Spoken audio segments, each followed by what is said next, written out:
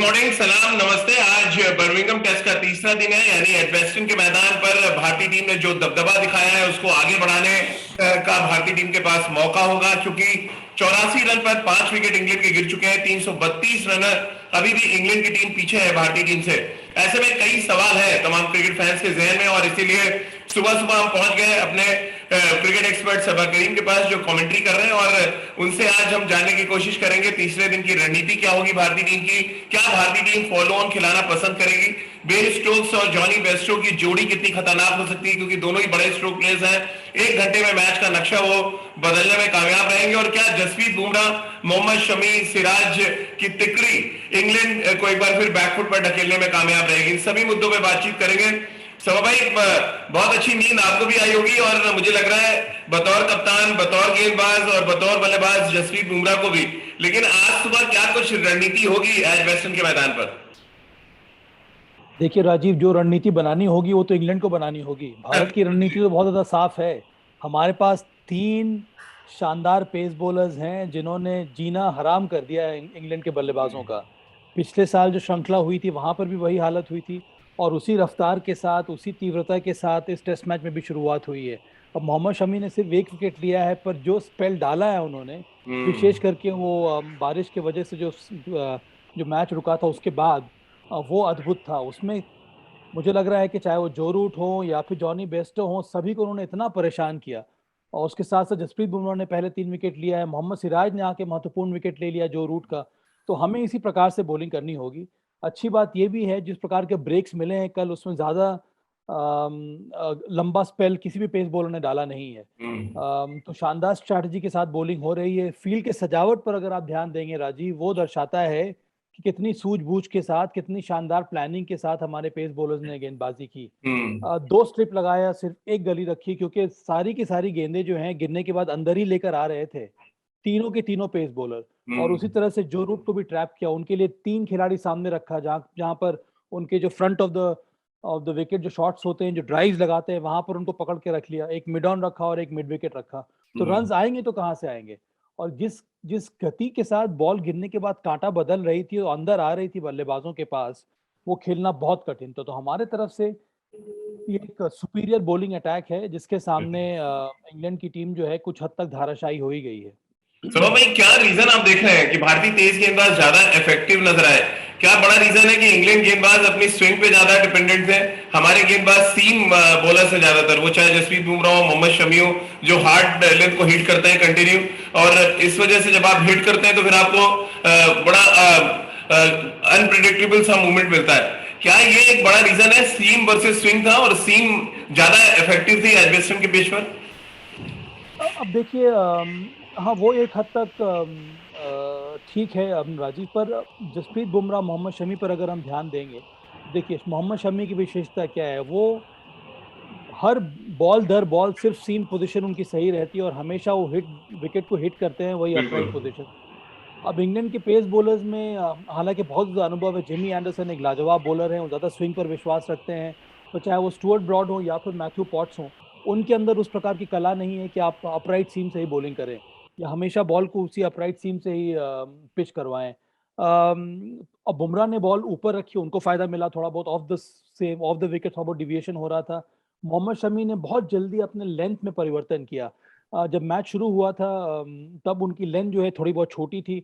जैसे ही मैच वापस शुरू हुआ बारिश के बाद, लेंथ उनमें उन्होंने चेंज किया, ऊपर डालना शुरू कर दिया, और लाइन सही रखी, वहां से बॉल को अंदर लेकर आए। तो मुझे लगता है ये कला का फर्क है राजीव। और उसके साथ साथ हमारे जो पेस बॉलर्स हैं, तीनों की तीनों वो हिट द डेक बॉलर है, वो सीम से ही बॉल बॉल डालते हैं, इसी वजह से उनको ज्यादा डिविएशन मिल रहा है।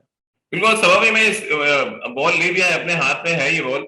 जिस सीम का जिक्र आप कर रहे हैं, क्या ये सीम लगातार हिट करना जो आप बता रहे हैं, इस वजह से बैट्समैन थोड़े असमंजस में कि बॉल किधर जाएगा उनको पता नहीं चल रहा है, और ये सीम लगातार ट्रैवल करती है? मैंने देखा मोहम्मद शमी का बॉल भी अच्छा जा रहा था, सिराज का भी, और कल बड़ा मैं सरप्राइज था जसप्रीत बुमराह की सीम पोजीशन को लेके। क्या इस पे बहुत ज्यादा वर्क किया गया, और इंग्लैंड में कितना इंपॉर्टेंट हो जाता है जब आपकी सीम बहुत स्ट्रेट रहती है? सिर्फ इंग्लैंड में ही नहीं राजीव, हर जगह अगर आपके अंदर वो कला है जहां से आपकी सीम पोजीशन अपराइट है और आप बैक स्पिन दे रहे हैं अपने बॉल पर, इसका मतलब यही है कि जैसे-जैसे बॉल टप्पा खाएगी, वहाँ से बॉल कुछ ना कुछ काँटा ज़रूर बदलेगी और हम्म। वो निर्भर करता है सीम पोज़ीशन के ऊपर। अगर सीम पोज़ीशन लेग स्लिप की तरफ है, एक राइट हैंड बल्लेबाज के लिए तो गिरने के बाद अंदर आएगी, अगर फर्स्ट स्लिप की तरफ है तो गिरने के बाद बाहर निकलेगी और यही हुआ कल के इस मैच में। तो सीम जी पोज़ीशन जो डीप बॉल की रहती है, वो बहुत कुछ एसजी टेस्ट जो हमारे यहाँ गेंद इस्तेमाल होती है, उसी की तरह रहती है, थोड़ी बहुत प्रोनाउंस रहती है वो सीम जी, और मेरे इसीलिए पे हमारे एक जो एसजी टेस्ट बॉल ही है सभा भाई, जिसका आप जिक्र कर रहे हैं, बस नहीं, नहीं, फर्क है नहीं, मुझे लग अगर रहा है अगर कलर का।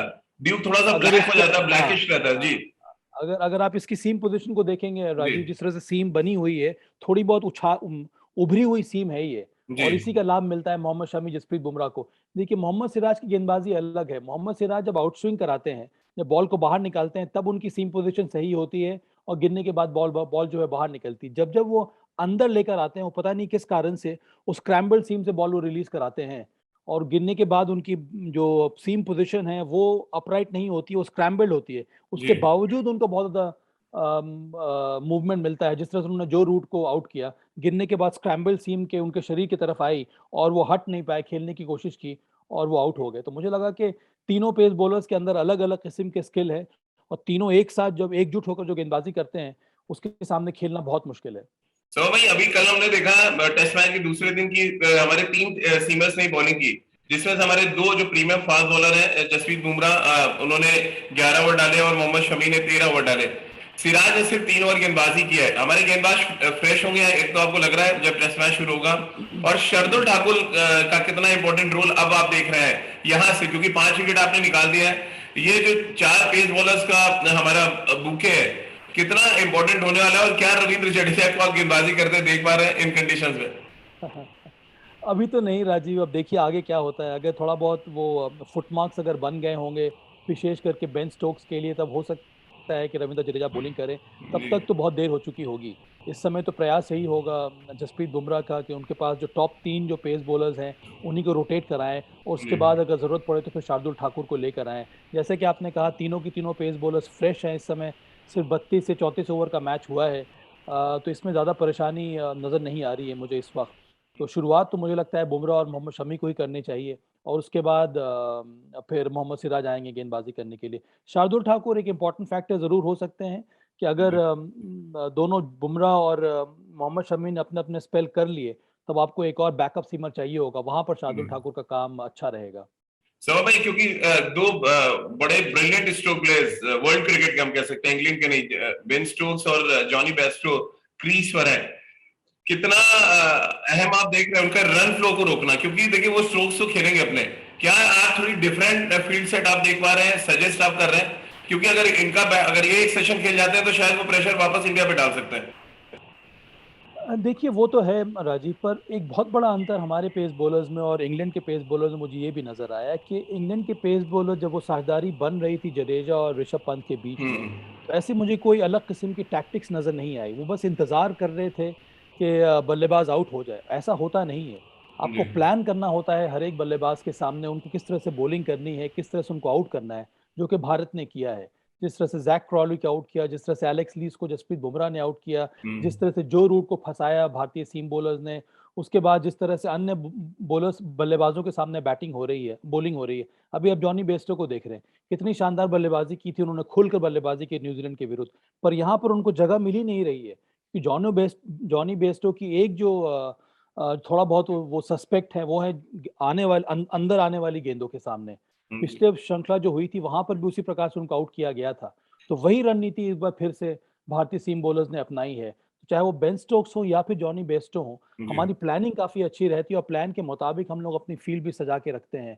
तो अगर आप जगह देंगे नहीं इन दोनों बल्लेबाजों को, अब देखिए बेन स्टोक्स ने बीच में क्या किया, बाहर निकल कर खेलने की कोशिश की। वहाँ पर भी लेंथ चेंज किया, उनको शॉट खेलने का मौका दिया नहीं। और सभा भाई, जो रूट आपको पे याद होगा जब टेस्ट मैच शुरू हुआ तो हमने जिक्र किया था Rishabh Pant versus Ben Stokes, क्योंकि दोनों अनसेटल करते हैं गेंदबाजों को। ऋषभ पंत ने तो अपना काम कर दिया अनसेटल करके, शतक भी लगा दिया। इसी बात का डर है जो मैं आपसे सवाल कर रहा था कि बेन स्टोक्स क्या एक बड़ा खतरा साबित हो सकता है? खतरा तो ज़रूर साबित हो सकता जी है, जॉनी बेयरस्टो भी राजीव, पर हमारी जो बॉलिंग अटैक है वो इस समय सही प्लानिंग के साथ बॉलिंग कर रही है और ज़्यादा ज़्यादा वक़्त ज़्यादा जगह मिल नहीं रही है आपको अपने हाथ खोलने के लिए। और आप लेंथ में अगर आप परिवर्तन करते रहेंगे, अगर आप एंगल्स में चेंज करेंगे, उतना आसान नहीं होगा बेन स्टोक्स या फिर जॉनी बेस्टो के लिए जी। रन बनाना। तो पहला 1 घंटा या डेढ़ घंटा बहुत ज़्यादा क्रूशियल है। इसके बाद सिर्फ सैम बिलिंग्स है, उसके बाद इंग्लैंड की टेल शुरू हो जाती है। तो उतना आसान होगा नहीं यहाँ पर इंग्लैंड के लिए इस मैच में बने रहना या फिर एक स्ट्रॉन्ग रिकवरी दिखाना। बिल्कुल। और सभा भाई जो आप बात कर रहे थे, मैं भी स्टैट्स देख रहा था, 67 बॉलें खेली जो रूट ने, 21 रन बना पाए, यानी उनके रन को ड्राई किया और ये विकेट की एक तरफ गेंदबाजी हुई। फिर जॉनी बेस्टो ने 47 गेंदें खेली और 12 रन बनाए। ये वही बैट्समैन है जिन्होंने सबसे तेज अर्धशतक लगा दिया था न्यूजीलैंड के खिलाफ। अब एक तो बड़ा सवाल है तमाम फैंस के जहन में, सभा भाई आखिरी 2 सवाल मैं आपसे लूंगा, क्या Indian team follow on force करेगी? क्योंकि रिसेंटली हमने जो ट्रेंड देखा है, फॉलो ऑन करने का ट्रेंड से खत्म हो गया। बैटिंग करते हैं, आप लीड को और बड़ा कर देते हैं और आखिरी इनिंग आप अपने ओपोनेंट को खिलाते हैं। बट इंग्लैंड में शायद ऐसा ना हो, क्योंकि वेदर एक बड़ा फैक्टर होता है इंग्लैंड में। क्या आपको लग रहा है फॉलो ऑन कराना चाहिए या आपको लग रहा है बैटिंग करनी चाहिए? 3 चीज़ों पर निर्भर करेगा राजीव। जी। सबसे पहला वेदर फोरकास्ट। अगर वेदर फोरकास्ट बर्मिंघम का फोरकास्ट ये है कि बारिश होगी आने वाले 2 या 3 दिन में, तो हो सकता है कि भारत फॉलो ऑन करे। जी। दूसरा निर्भर करेगा विकेट के ऊपर और तीसरा निर्भर करेगा वर्कलोड के ऊपर कि पेस बॉलर्स ने कितने लंबे-लंबे स्पेल डाले हैं, कितने ओवर्स डाले हैं। क्योंकि अंत में हर एक टीम अपने पेस बॉलर्स को चाहती यही है कि उनको ठीक प्रकार से ट्रीट किया जाए, उनके वर्कलोड मैनेजमेंट को ध्यान में रखा जाए ताकि उनको इंजरी ना हो। तो इन सब चीज़ों का ध्यान देकर ही फिर भारत ये डिसाइड करेगा। और हाल में बहुत कम बार ऐसा देखा गया है कि फॉलो ऑन किया गया है। अभी भी करीब 125 रन बनाने होंगे इंग्लैंड को अवॉइड करने के लिए, या फिर उससे ज़्यादा बनाने होंगे। 216 रन बनाने होंगे जी। अवॉइड करने के लिए ये फॉलो ऑन। तो अभी तो देखते हैं आगे क्या होता है, पर मुझे लगता है मुश्किल होगा इंडिया के लिए फॉलो ऑन इन्फोर्स करना। चलिए, कितने परसेंट चांस, आखिरी सवाल, कितने परसेंट चांस आप देख रहे हैं यहाँ पे इंग्लैंड के सरवाइव करने के, फॉलो ऑन भी और इस टेस्ट मैच को बचाने के? मैच को बचाने के लिए मैं यहाँ पर मुश्किल से 5% दे रहा हूँ राजीव, जी। क्योंकि इस स्थिति से निकलना बहुत मुश्किल है हमारी बॉलिंग अटैक के सामने। 5 या 10% मैक्सिमम, और वो भी इस वजह से क्योंकि अगर बारिश ज़्यादा होती रहती है और ज़्यादा अगर मैच ना हो, तब हो हम्म। सकता है कि इंग्लैंड के चांसेस बढ़ जाएंगे। उसके अलावा मुझे लगता नहीं है कि हमारी जो टीम है, जिस तरह की गेंदबाजी हुई है, जिस तरह की बल्लेबाजी हुई है, हम्म। जिस तरह का फाइट बैक दिखाया है इंग्लैंड ने, इसके सामने भारत ने, उसके सामने इंग्लैंड टिक पाएगा। चलिए, तो लबोलवाब ये है कि दूसरे दिन के खेल में इस रेड चेरी ने अपना कमाल दिखाया।